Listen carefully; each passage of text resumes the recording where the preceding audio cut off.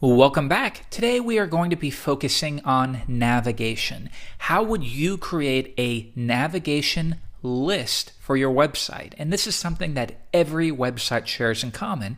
So of course it's really important that you learn how to do this, and it's really easy.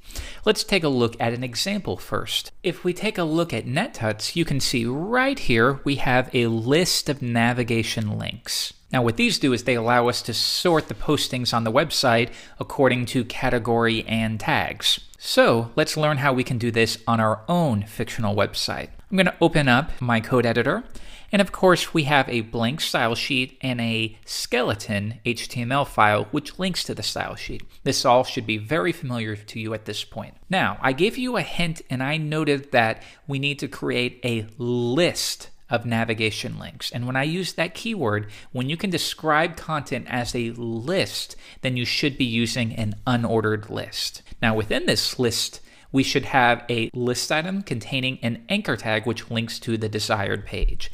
I'll create that now, and we'll have a href, and we'll set the value to a £, because we don't have an actual website in this case. So we'll link simply to £, which means nothing. And we'll call it home, and I will close out my anchor tag. Next, I will duplicate this a few times and we'll have our various pages. So we could have an about page, perhaps a portfolio page, and then lastly, maybe contact. This is fairly common. So let's see how this alone looks in the browser. And this is probably what you would expect. We have a nice list containing anchor tags. Each one will take us to the desired page. But now you might be thinking, well, Jeff, that doesn't look anything like the inline list of links on NetTuts. Okay, that's okay, because remember, the visuals, how it's displayed on the page, has nothing to do with the markup. Our goal with the markup is to use semantic elements that describe what the content is. It has nothing to do with the visuals because we can always override that with our style sheet. So let's do that now. First, I will change the display. By default, list items have a display of list item, what they would call list item. But in this case, we want them to display in a line or inline. So let's adjust it to inline and see what we get with that alone. If I refresh, sure enough, we've gotten rid of the bullets because it's no longer set to a list item display, and now they're displaying in a line. Now the way this works is they will display in a line as long as possible until the width of all of the links combined add up to more than the width of their container. To give you an example, watch what happens if we set their container, an unordered list, and we give a width of 150 pixels. If I reload the page, you can see once it got to contact, the width would have been too much, so they are bound to that 150 pixels, in which case it needs to drop to a new line. I'm going to remove this, and our next step is we probably don't want these underlines there. That kind of looks tacky. All right, with the CSS, this is easy.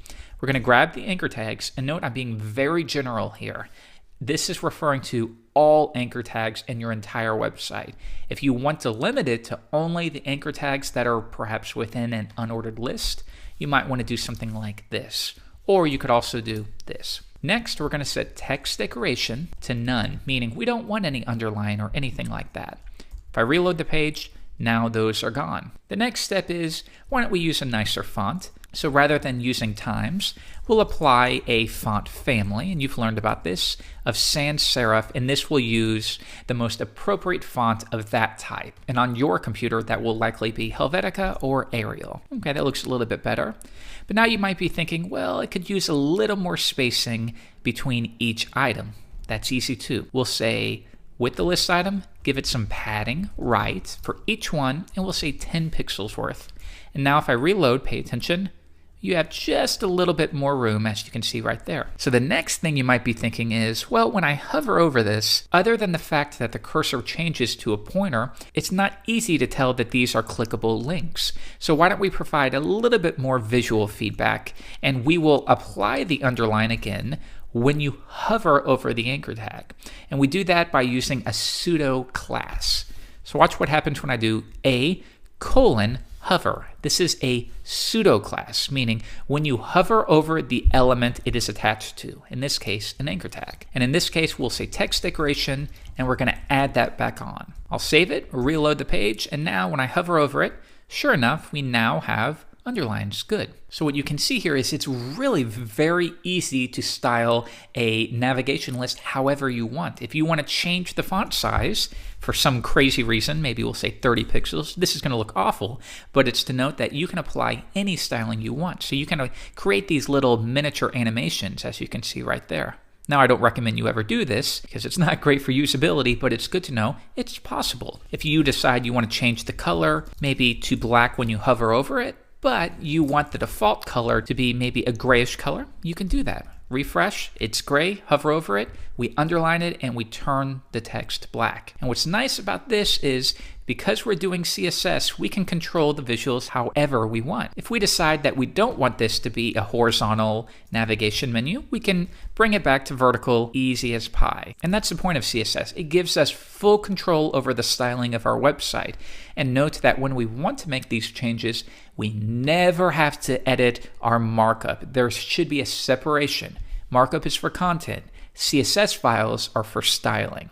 So good job. In the next lesson, we're going to take a look at forms.